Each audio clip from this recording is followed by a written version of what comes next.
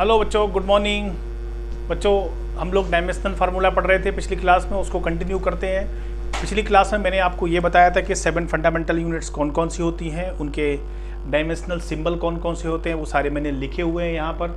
Length का L लिखा हुआ है, मास का M लिखा है, टाइम का T लिखा है, टेम्परेचर का K लिखा है, केल्विन यूनिट है इसलिए, और एम्पियर A करंट के लिए, amount of substance mole M के लिए है, और ल्यूमिनस इंटेंसिटी कैंडेला CD के लिए लिखा है। ठीक है, तो आज हम लोग क्या डायमेंशनल फार्मूले में नया पढ़ने वाले हैं।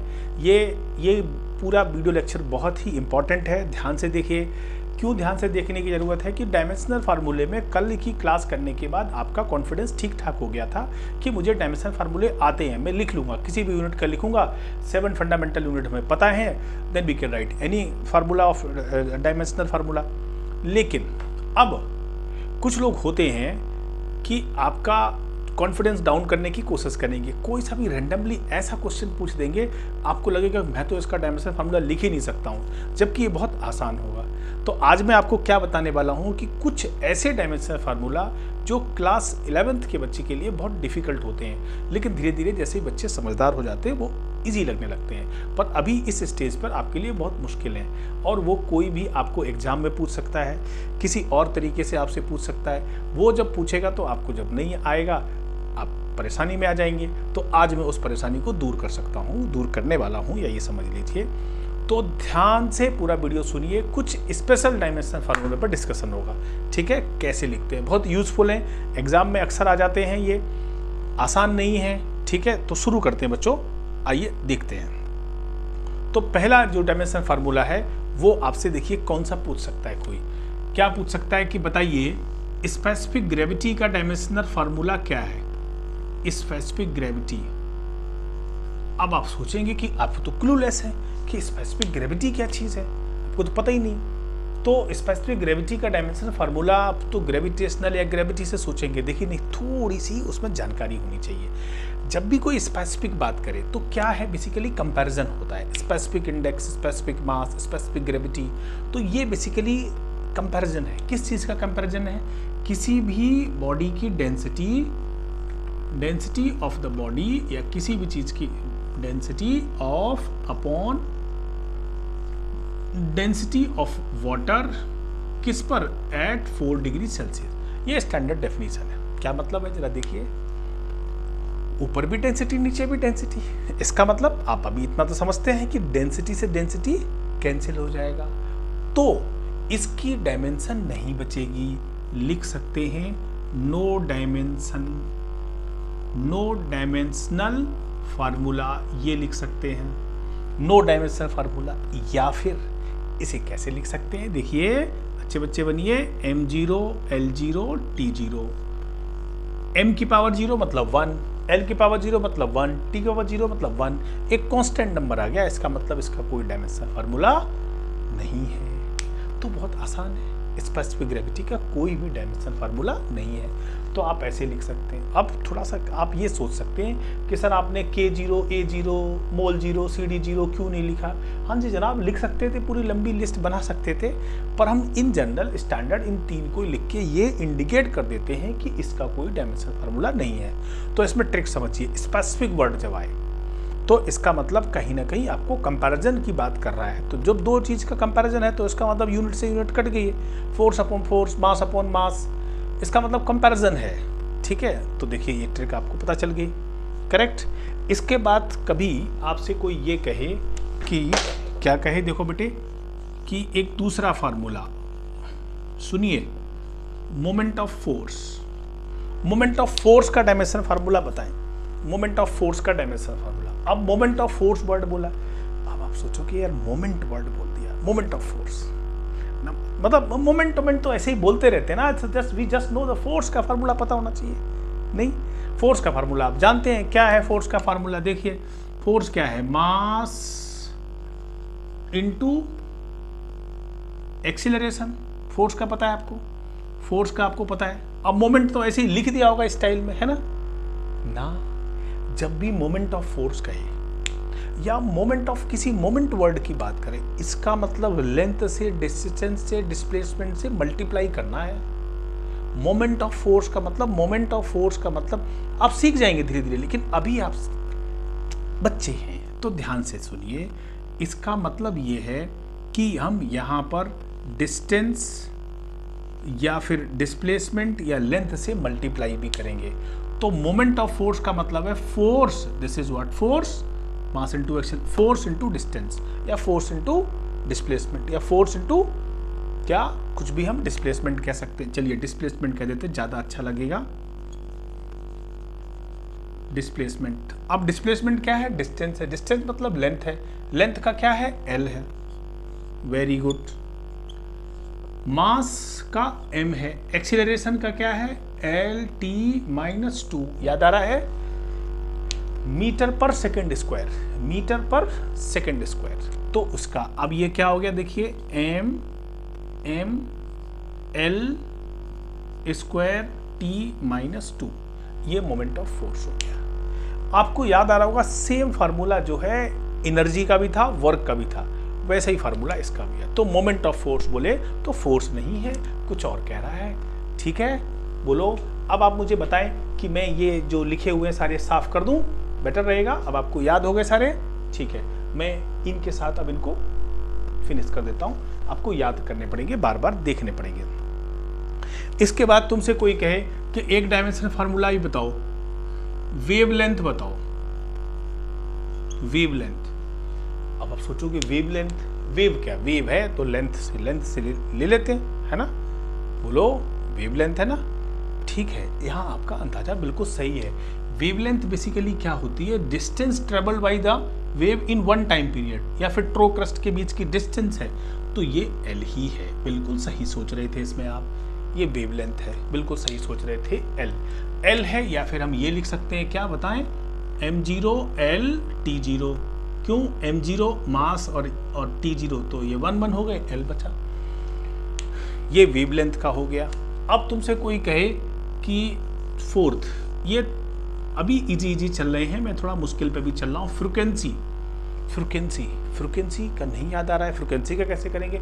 बहुत आसान है। फ्रिक्वेंसी 1/टाइम पीरियड होता है, और टाइम पीरियड का आपको पता ही है क्या होता है, t है, तो 1/t हो गया। बताएं, और 1/t का मतलब t की power -1, that can be written as m0 l0 t की पावर -1। वेवलेंथ का हो गया। बताओ, आसान था, मुश्किल लगता है पर मुश्किल नहीं है। ठीक है, अब देखिए तुमसे कोई ये कहे कि ये बताओ rate of flow of water, या फिर rate of flow of water, कुछ भी कह सकता है, रेट ऑफ फ्लो भी बोल सकता है, सिंपल। अब rate of flow of water बड़ी समस्या हो गई, इसका कैसे करेंगे? रेट ऑफ फ्लो, आपको मैं बता चुका हूं कि जब रेट वर्ड आए तो इसका मतलब ये है कि टाइम के रिस्पेक्ट की बात कर रहा है, टाइम के साथ, टाइम से डिवाइडेड जिसे कहते हैं। अब फ्लो वाटर का, तो वाटर क्या फ्लो कर रहा होगा? उसका वॉल्यूम फ्लो हो रहा होगा। इसका मतलब जब यहां पर बात कहे, रेट ऑफ फ्लो की बात कहे, तो इसका मतलब है वॉल्यूम डिवाइडेड बाई टाइम,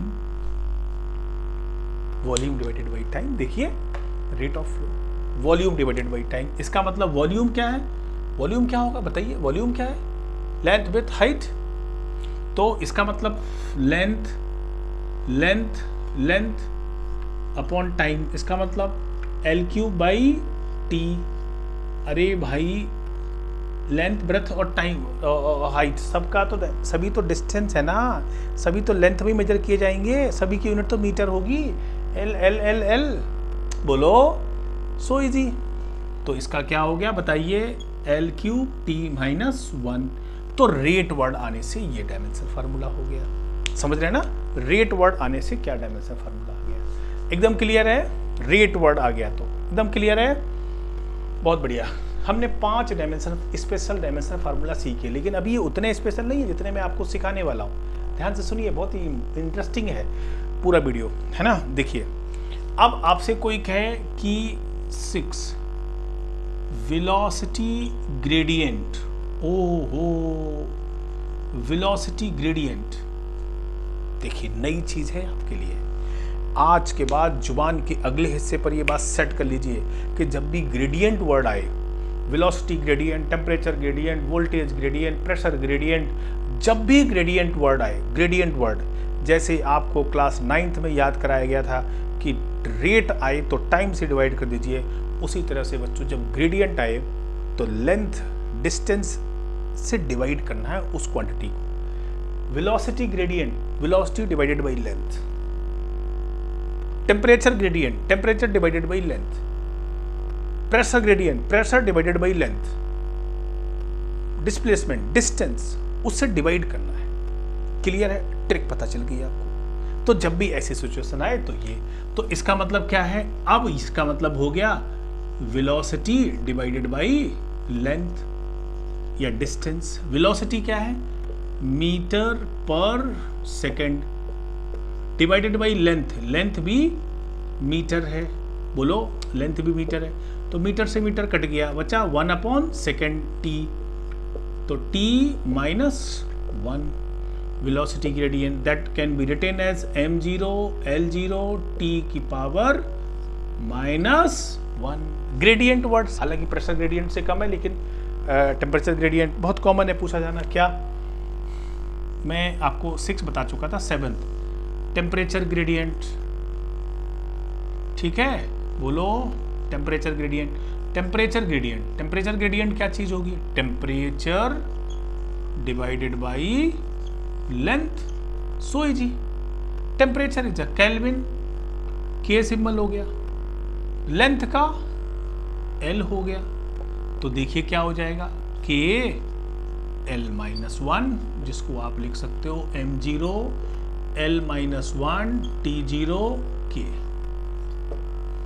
के लिख सकते हो। आप ये दोनों ना भी लिखो तब भी काम चल जाएगा। बात समझ रहे ना? तो ये हो गया किसका? टेम्परेचर ग्रेडियंट का। बोलो बच्चों, अब इसके बाद जो है हम लोग कुछ और बात करते हैं। ये टेम्परेचर ग्रेडियंट के बाद आसान, बहुत ही आसान, जैसे अब तुमसे कोई कहे, सुनना ध्यान से, कि क्लास 11th का बच्चा है, उसका जी घबरा जाता है, वो सोचता है पता नहीं क्या चल रहा है ये। आपसे कोई पूछ दे 8th, क्या बताइए, आपसे कोई पूछ दे प्लैंक कांस्टेंट्स, अब तो हमारा मूड खराब कि प्लैंक्स कांस्टेंट का कैसे आएगा। बिल्कुल ठीक है, आपका मूड खराब होना जायज़ है।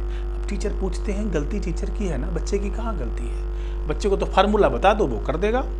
चलिए, तो मैं अपनी गलती खत्म कर दूं। क्या गलती खत्म कर दूं? आपको मैं फार्मूला बता देता हूं। फार्मूला एक बच्चों, हमने बहुत फेमस फार्मूला पढ़ना है, E = hν, correct? E = hν, जहां पर h जो है यही को हम प्लैंक्स कांस्टेंट कहते हैं। तो अब मुझे बताइए कि h का जो फार्मूला हो गया वो क्या हो गया? E/ν, और न्यू क्या है? फ्रीक्वेंसी है। न्यू क्या है? फ्रीक्वेंसी है। ई क्या है? एनर्जी है, बोलो, और ये क्या है? फ्रीक्वेंसी है, करेक्ट? तो एनर्जी का फार्मूला क्या होता है? एनर्जी का है, एनर्जी का डायमेंशन फार्मूला पता होना चाहिए। एनर्जी का डायमेंशन फार्मूला पता होना चाहिए। नहीं पता है तो सुन लीजिए कैसे। वर्क का निकाल लेंगे। वर्क क्या होता है?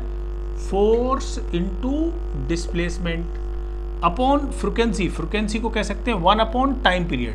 तो 1/ टाइम पीरियड जब लिखेंगे बेटे तो टाइम पीरियड ऊपर चला जाएगा। फोर्स का क्या है? Mass, acceleration, displacement into time period. Time period ऊपर चला जाएगा, मल्टीप्लाई हो जाएगा। अरे बोलो, तो force, mass into acceleration, displacement, आप सबकी वैल्यू लिख दो, हो जाएगा। देखिए क्या, मास का m, एक्सीलरेशन मीटर पर second L/t-2, displacement L, length, time का t,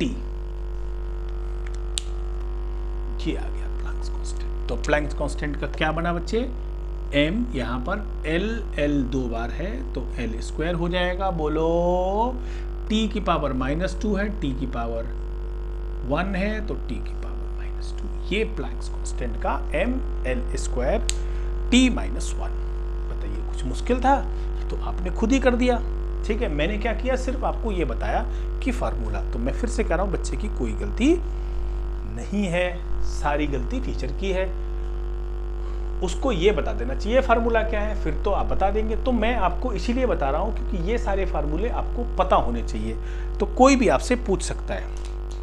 जैसे अब तुमसे कोई कहे एक और है बच्चों, क्या, तो मैं इसको लिख देता हूँ यहाँ पर। क्या था बेटे, ये m क्या आया था बताओ जरा, m l square t minus 1 आया था, आई थिंक, राइट। अब तुमसे कोई पूछे रेनॉल्ड नंबर, तो बोलो रेनॉल्ड नंबर, मुश्किल है, हमें तो सुना ही नहीं, पहली बार नाम सुन रहे हैं, पता नहीं क्या क्या पूछे जा रहा है, कहाँ से 11th में आ गए, है ना। मुश्किल खड़ी हो गई ना, किस बात की मुश्किल, नंबर है ना, तो किसी नंबर का डायमेंशन फार्मूला क्या होगा, नंबर हैज नो यूनिट, 2 3 4 5, नाम से ही पता चलता है, कुछ डरने की जरूरत नहीं है। No dimension, m0 l0 t0, या फिर लिख देते नो डायमेंशन। मैं तो आपको बता रहा हूँ, ऐसे लिख सकते हैं डायमेंशन फार्मूला। बात समझ रहे ना, बोलो, डरने की जरूरत नहीं है। जैसे तुमसे कोई कहे एक रिडबर्ग कांस्टेंट है, आप केमिस्ट्री में पढ़ेंगे, रिडबर्ग कांस्टेंट का बताओ। ये देखो, ये सारे मैं डरावने बता रहा हूँ, स्पेसिफिक क्लास का नाम ही है, वेरी इंपॉर्टेंट डायमेंशन फार्मूला, जो जहाँ आपको डराएंगे लोग, ये सारे नोट कर लीजिए, बहुत इंपॉर्टेंट क्लास है रिडबर्ग कांस्टेंट। अब रिडबर्ग कांस्टेंट हमें तो स्वाद ही नहीं, रिडबर्ग कांस्टेंट क्या है, वही तो मैं बताने वाला हूँ कि सुन लीजिए। क्या, रिडबर्ग कांस्टेंट कुछ भी नहीं है बेटे, 1/λ, आप समझ लो। आगे भी कुछ होता है लेकिन वो आपके मतलब का नहीं है। तो lambda is a wavelength, lambda is a wavelength, wavelength मतलब लेंथ, तो सिंपल है, length l-1, so simple, so this is m0 l-1 t0। ये थोड़ा स्टाइल में मैंने लिख दिया। अब मैं आपको सिखा इसलिए रहा हूँ क्योंकि आपको ये पता होना चाहिए कि रिडबर्ग कांस्टेंट क्या है, ठीक है, बोलो। तो क्लास 11th के बच्चे सब पूछ के लोग तंग करते हैं कि वो तुमको ये नहीं पता, ये नहीं पता, ये, अरे सब पता है भाई, उस बच्चे को, बच्चा होशियार है, चिंता मत करो, ये सिर्फ फार्मूला बताने की जरूरत है। तो अब आप ये मत सोचिए कि सर आप तो मुझे बहुत सारे रट लूंगा ना, मैं जितने बता रहा हूँ उतने करने की जरूरत है। जैसे अब आप जब क्लास 10th में थे, अभी तो थे क्लास 10th में, तो क्लास 10th में आपने पढ़ा था क्या बेटे, रिफ्रैक्टिव इंडेक्स। ये तो आपको बता देना चाहिए, रिफ्रैक्टिव इंडेक्स का, ये तो आपको बता देना चाहिए रिफ्रैक्टिव इंडेक्स का। बोलो कैसे बताओगे, क्या था, रिफ्रैक्टिव इंडेक्स n c/v, याद करो, speed of light in any medium, speed of light in any vacuum, ये भी स्पीड ऑफ लाइट, ये भी ओफो, स्पीड ऑफ लाइट ये भी है और स्पीड ऑफ लाइट ये भी है। ये किसी मीडियम में, ये किसी मीडियम में और ये किसी वैक्यूम में, दोनों ही स्पीड है ना, स्पीड कैंसिल, मतलब नो डायमेंशन। तो आप या तो लिख दो क्या लिख दो, नो डायमेंशन, या क्या लिख दो, बोलो m0 l0 t0, एक ही बात है, m0 l0 t0 लिखो, एक ही बात है भाई, नो डायमेंशन, करेक्ट। तो ये तो आपके दायरे में था ना, आपकी उसमें लिमिट में था, आप बता सकते थे, ठीक है। तो ये आपने बता दिया, बहुत अच्छे बच्चे, ठीक है। 11 हमने स्पेसिफिक डायमेंशन फार्मूला सीख लिया। बेटे कुछ और है जो बहुत तंग करते हैं, जिनको ना मास्टर पूछ के बहुत खुश होता है कि अरे वाह तुम्हें ये भी नहीं पता है, बड़ा अच्छा लगता है। टीचर को तो बड़ा मज़ा आता है जब तुम्हें नहीं आ रहा होता है, तो बहुत खुश होता है, अच्छा हाँ तुम्हें ये भी नहीं पता है, तो इसलिए मैं तुम्हें तैयार कर रहा हूँ, सुन लो ध्यान से, सब पता है तुमको। और बहुत से डायमेंशन फार्मूले हैं जो तुमसे पूछ दिए जाते हैं, पर ध्यान दीजिए ये आज की मुसीबत है, कल की नहीं है। ये एक बार आपको समझ में आ गए तो ये सब बहुत आसान है। क्यों, अब एक बार समझने की जरूरत क्या है कि वो पर्टिकुलर फार्मूला आपको नहीं पता था, और ये बहुत कॉमन यूज में आते हैं, इसीलिए पूछा जाता है। ऐसे तो बहुत हैं, पर ये कॉमन यूज वाले हैं जो आपको पता होने चाहिए। तो जितने मैंने बताए वो सारे, ठीक है। अब एक और है, डरिए मत, ठीक है, डरिए मत, डरिए मत, डरिए मत, डरिए मत। विस्कोसिटी। हो, ये क्या है? इसको कोफिशिएंट ऑफ विस्कोसिटी भी कहते हैं। अब आप सोचोगे सर मुझे तो इसका तो स्वाद ही नहीं पता, मुझे तो कुछ पता ही नहीं, I don't know the ABCD of coefficient of viscosity. Word नहीं सुना, पहली बार सुन रहे हैं, अभी मैं फार्मूला कैसे बताऊं? नहीं, आपकी चिंता नहीं है। मैंने कहा ना, आप तो होशियार हैं। दिस इज आवर टेंशन कि मैं आपको बताऊं फार्मूला। यदि मैं नहीं बताता हूं तो मैं पूछने के हकदार नहीं हूं, पर आज मैं आपको फार्मूला बता रहा हूं, बाकी काम आपका है। देखिए, विस्कोसिटी पहले क्या है थोड़ी सी पता होना चाहिए। आप फ्रिक्शन जानते हैं? फ्रिक्शन क्या है? दो लेयर्स के बीच का फ्रिक्शन है, दो लेयर्स के बीच का फ्रिक्शन है, सरफेस के बीच का फ्रिक्शन है। फ्रिक्शन जानते हैं? ऐसे ही फ्लूइड की लेयर्स के बीच में भी फ्रिक्शन होता है। फ्लूइड की लेयर्स के बीच में फ्रिक्शन होता है। जैसे फ्रिक्शन वर्ड नॉर्मली हम यूज करते हैं, फ्लूइड की लेयर्स के बीच में लगने वाले फोर्स को विस्कोसिटी कहते हैं। तो आप समझ गए होंगे कि हनी ज्यादा विस्कस है, वाटर लेस विस्कस है। वाटर से ज्यादा विस्कस ग्लिसरीन है, उसकी लेयर लसलसी है, समझ रहे ना? विस्कोसिटी है, तो दैट कॉल्ड विस्कोसिटी। अब वो विस्कोसिटी जो है, वो फोर्स जो है, अगर मैं उस फोर्स को काउंट करूं कि वो फोर्स, मान लीजिए कोई एक बॉल है और वो फ्लूइड में नीचे की तरफ ऐसे ऐसे जा रही है, नीचे की तरफ जा रही है, तो फ्लूइड की जो लेयर्स हैं उस पर जो फोर्स लगता है, जिसको हम स्टोक्स फोर्स कहते हैं, 6 पाई ईटा आर वी। इस फार्मूले से आप कैलकुलेट कर लेंगे। डर गए होंगे ना? डरिए मत, आपको तो डायमेंशनल फार्मूले से मतलब है, इससे मतलब नहीं है बच्चा। ये तो बताना बहुत बहुत बहुत दूर की बात है। देखेंगे, पढ़ेंगे, डेरिवेशन है इसका। F is a force, 6 is a number, pi is again a number, eta is a viscosity, is a coefficient, R is the radius, R इसका रेडियस है, ये जो बॉल गिर रही है ना इसकी रेडियस है, और V इसकी वेलोसिटी है, कितनी वेलोसिटी से नीचे जा रही है, V वेलोसिटी है। सब बता दिया मैंने, फिर से सुनो। तो क्या सुनोगे? देखो, F equals to 6 pi eta R V. So हमें ईटा का कैलकुलेट करना है, विस्कोसिटी का मतलब ईटा। ये इसको ईटा पढ़ते हैं। क्या पढ़ते हैं? ईटा। ईटा जानते हो ना? ईटा जानते होगे? नहीं जानते हो ईटा? ओहो, ईटा तो जानते होगे, किसी खोपड़िया मारी है ईटा, वही ईटा है, कहते हैं ईटा है। कोफिशिएंट विस्कोसिटी सिंबल है ये, ठीक है। जैसे अब N कहते हो इसे, अब अभी तुम सर रिफ्रैक्टिव इंडेक्स है ये, तो अब क्या तो लिख रहे हो N, कह रहे हो रिफ्रैक्टिव इंडेक्स। ऐसे ही इसको ये ईटा है, ईटा, N की टांग एक बड़ी कर दी, ईटा है क्या? Coefficient of viscosity. आपको इससे मतलब नहीं है भाई, आपको मतलब इस चीज से, किससे?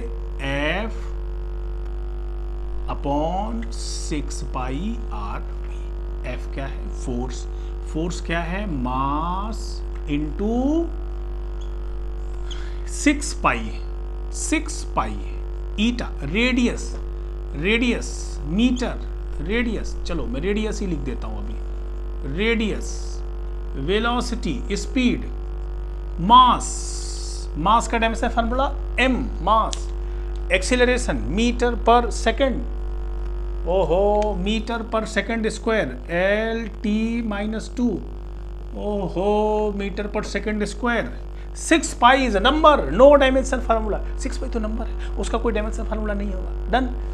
रेडियस, रेडियस, रेडियस क्या है? लीटर में मेजर करते हैं, केजी में ना। Radius is again a distance, length है, लेंथ है छोटी सी। रेडियस L, बोलो, वेलोसिटी मीटर पर सेकेंड, वेलोसिटी, तो इसका क्या हो जाएगा? LT-1। नहीं समझ रहे हो? ओहो, समझ रहे होगे बच्चा। L से L कट गया, क्या बचा जरा देखो, M ये बचा, ये L-1 ऊपर जाएगा, और ये T-2 है, T-3 है, तो ये वाला ऊपर जाएगा तो प्लस हो जाएगा। तो -2 की जगह अब -2 में +1 होगा तो -1 बचेगा, T-1। अब मेरी आपसे एक गुजारिश है, रिक्वेस्ट है, बहुत सारे डायमेंशनल फार्मूला बताए, उनमें से ये वाले डायमेंशनल फार्मूले का, ये विस्कोसिटी के डायमेंशनल फार्मूले को ज़्यादा अच्छे से समझ लीजिए। क्यों? ये कई बार यूज होता है, मतलब अभी तक जितने मैंने बताए उनमें से सबसे ज़्यादा बार ये यूज होता है विस्कोसिटी का, और वो ग्रेडियंट वाला भी। तो ये वाला ml-1 t-1 इस फार्मूले से याद कर लीजिए, या डायरेक्ट याद तो मत करिए, थोड़ा सा हिंट ले लीजिए कि फार्मूला ये होता है, इससे पता करते हैं, ठीक है। पर आपको ये पता होना चाहिए कि डायमेंशन फार्मूला कैसे लिखते हैं। बोलो बच्चों, एकदम क्लियर है बात? डन। ये था हम लोग पढ़ रहे थे कौन सा, अब मैं ये तो भूल चुका हूँ कि क्या नंबरिंग चल रही थी, अब नंबरिंग की बात खत्म कर देते हैं। मैं कुछ दूसरे और डायमेंशन फार्मूला बताता हूँ आपको, कुछ और स्पेसिफिक डायमेंशन फार्मूले पे बात करते हैं। तो वो स्पेसिफिक डायमेंशन फार्मूले कौन कौन से हैं देखिए। जैसे अब आपसे कोई कहे कि परमिटिविटी ऑफ फ्री स्पेस, ओए होए, परमिटिविटी ऑफ फ्री स्पेस, मेरा तो दिल बैठ गया, ये कैसे करेंगे परमिटिविटी फ्री स्पेस? एक तो नाम ही इतना बुरा सा है ना, सिंबल और है एप्सिलॉन, उस पर नॉट लगा है ना, बड़ी मुसीबत है, क्या करें, इसका कैसे आएगा? आपको चिंता करने की बिल्कुल जरूरत नहीं है, मेरा काम है क्या बताना आपसे, तो मैं सिखा रहा हूं कैसे। F एक फोर्स है, दो चार्ज के बीच में, एक चार्ज मान लीजिए Q है, दूसरा भी Q है, R डिस्टेंस पे है। जैसे क्लास 9th में दो मासेस के बीच में फोर्स लगता था, क्या लगता था? F equals to Gm1m2/r²। ऐसे ये KQ²r² है। यहाँ पर K की वैल्यू बच्चा 1/4πε0। तो ये एक फार्मूला है, फिर से सुनिए, F इक्वल्स टू, डरिए मत, इसका मतलब एप्सिलॉन नॉट को हम यहाँ पर ले जाएं तो ये हो जाएगा 1/4πFQ²r², और यही है परमिटिविटी ऑफ फ्री स्पेस। तो ये आपको बिल्कुल रटना नहीं है, ना याद करना है, मैं तो आपको बता रहा हूं कि आप कैसे करेंगे। आसान है, देखिए कैसे। Q², Q is a charge, charge का क्या होगा? IT, बोलो बोलो, I क्या है? एम्पियर इंटू टाइम का स्क्वायर। ओहो, Q इक्वल्स टू IT भूल गए, R², इसके पहले देखिए 4 का नहीं होगा, मैंने अभी बताया था, पाई का नहीं होगा, बताया था। F is a force, force क्या है? Mass into acceleration, R is the distance और उसका भी स्क्वायर। तो सॉल्व कर लेते हैं, अच्छे बच्चे हो आप, फटाफट समझ में आ जाएगा। एम्पियर, A बेटे, एम्पियर का भी स्क्वायर है ना, एम्पियर का भी स्क्वायर और T का भी स्क्वायर, एम्पियर टाइम स्क्वायर। नीचे मास का M है, बोलो एक्सीलरेशन, मीटर पर, एक्सीलरेशन समझते हो ना, मीटर पर सेकंड स्क्वायर, तो LT-2, डिस्टेंस L²। नहीं समझे? समझ गए होगे, बहुत बढ़िया। तो देखिए क्या हो गया, अब ये L है और ये L² है, तो ये क्या हो जाएगा टोटल? L³। चलिए शुरू करते हैं। m-1, ये L और L², तो L³ हो गया, ऊपर जाएगा तो L की पावर -3 हो गया। ये T-2 है और ये T2 है, तो ये T की पावर 4 हो जाएगा। क्यों? ये प्लस है, ये माइनस है, ऊपर जाएगा तो ये भी प्लस हो जाएगा और पावर ऐड हो जाएगी। डन। A², done. आसान था, पर आपका काम ये था कि आप डायमेंशन फार्मूला इसका कैलकुलेट करें, मेरा काम था ये फार्मूला बता देना। ठीक है, एकदम क्लियर है? बोलो। अब एक दो डायमेंशन फार्मूला और सीख लेते हैं बच्चों फटाफट, इसके बाद हम इस बात को, ये स्पेशल के जो क्लास है ये खत्म करेंगे। एक फार्मूला और है, वो क्या है सुनिए। आपने एक नाम सुना होगा बच्चे, इंटेंसिटी, सुना है? इंटेंसिटी। आप एकदम बढ़िया बच्चे हो, है ना। आपसे कोई कहे कि इंटेंसिटी का बताओ, आप बोलोगे इंटेंसिटी तो मुझे पता है, इंटेंसिटी, मैं बोलूँ लाइट है, ये बल्ब जल रही है, इसका इंटेंसिटी, बोलो इंटेंसिटी तो इसकी मुझे पता है, बहुत इंटेंसिटी है, दूर है तो कम है, पास है तो आज बहुत इंटेंसिटी है। पर इंटेंसिटी का वास्तविक मतलब क्या जानते हैं आप? और अगर आप वास्तविक मतलब नहीं जानते हैं, उसके वास्तविक फार्मूले को नहीं जानते हैं, तो आप इंटेंसिटी का डायमेंशनल फार्मूला डिराइव नहीं कर सकते, राइट। तो मैं बताता हूँ आपको डायमेंशनल इंटेंसिटी क्या है। इंटेंसिटी क्या है, कितनी एनर्जी कहीं से आ रही है, एनर्जी पर यूनिट एरिया और per unit time. Energy per unit area और टाइम भी इंक्लूडेड है। बल्ब जल रहा है, उससे कितनी एनर्जी आ रही है पर यूनिट एरिया।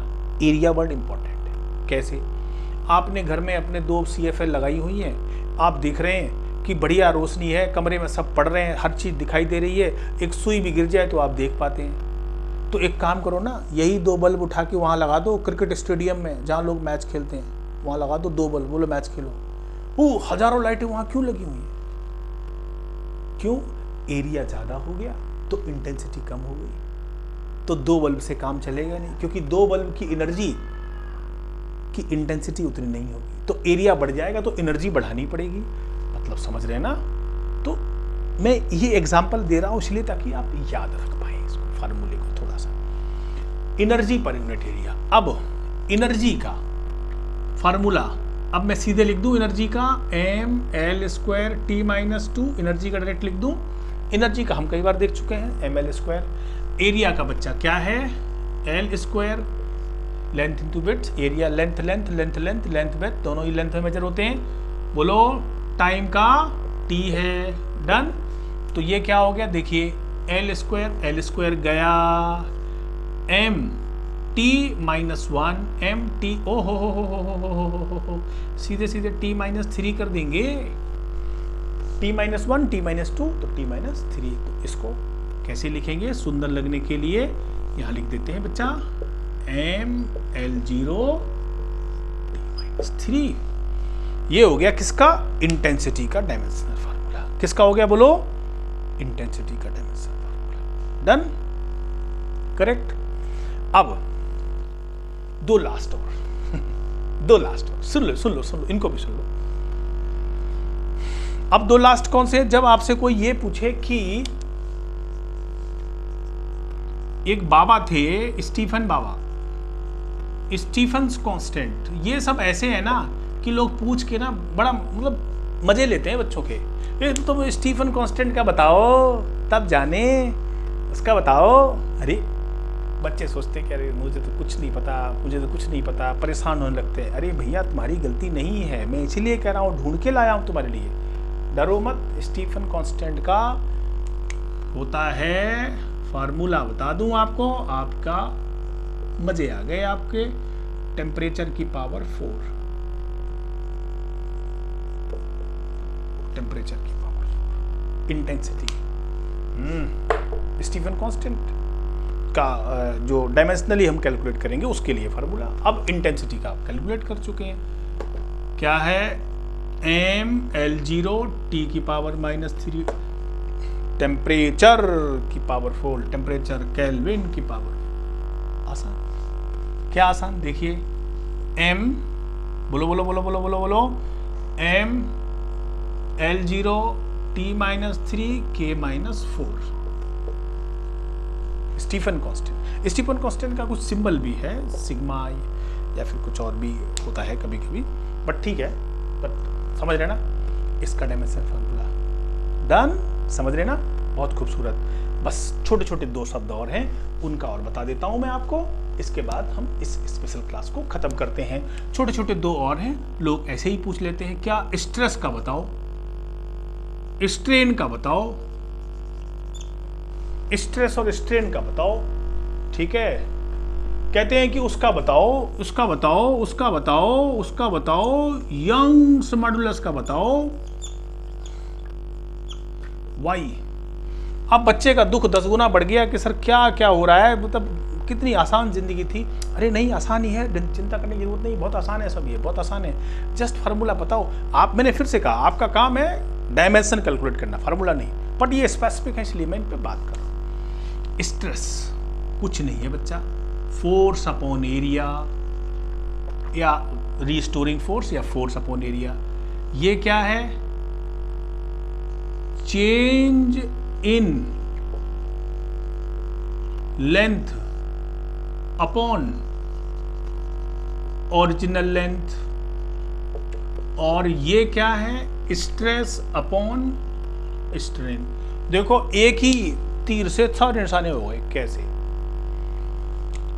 पहला देखो stress, force upon area. Force क्या है, मास इनटू एक्सीलरेशन। एरिया बोलो मीटर स्क्वायर, यूनिट मास का m, एक्सीलरेशन का LT माइनस 2, एरिया का L स्क्वायर। ओहो area, area, length length length length. ओहो ये क्या है, देखो m L minus 1 T minus 2। अरे L की पावर 1 L की पावर माइनस 2, तो समझ गए ना। स्ट्रेस का बहुत आसान है, फोर्स अपॉन एरिया कितना आसान है। अब स्ट्रेन मजाक है ना, change in length upon length, length upon length, change in length upon length, length length. No dimension, no no no dimension. या फिर लिख सकते हो क्या, m0 L0 T0। अब ये यंग मॉडुलस कुछ होता है, ये मत जानो क्या है, पर ये स्ट्रेस अपॉन स्ट्रेस, स्ट्रेस का क्या है ये पता है ना, क्या m L minus 1 T minus 2। और स्ट्रेन का बोलो बोलो बोलो बोलो, कुछ होता ही नहीं है, नो डायमेंशन, तो यही हो गया, इसका तो कुछ है ही नहीं। तो जो यंग मॉडुलस का वही स्ट्रेस का, जो यंग मॉडुलस का वही स्ट्रेस का। क्लियर है? तो बच्चों इस तरह से आपने बहुत बढ़िया बढ़िया डायमेंशन फार्मूले सीखे।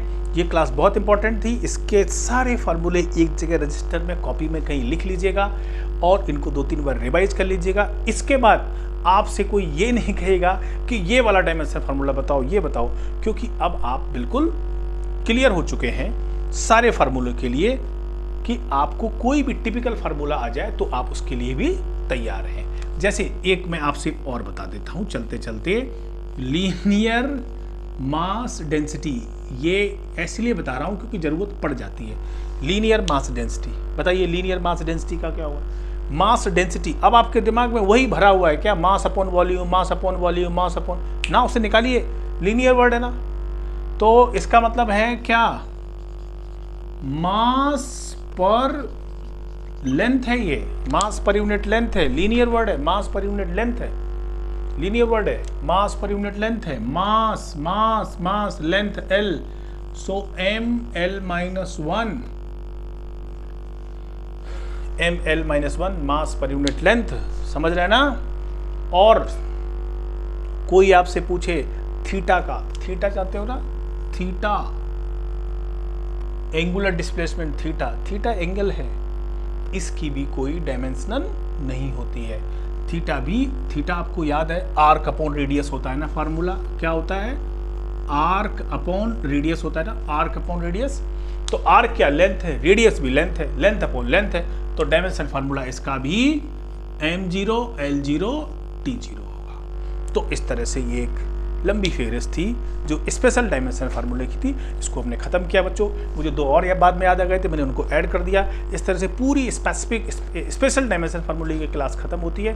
मैं फिर से आपको बता रहा हूँ कि आप इनके नोट्स बना लीजिएगा, इनको रिवाइज कर लीजिएगा।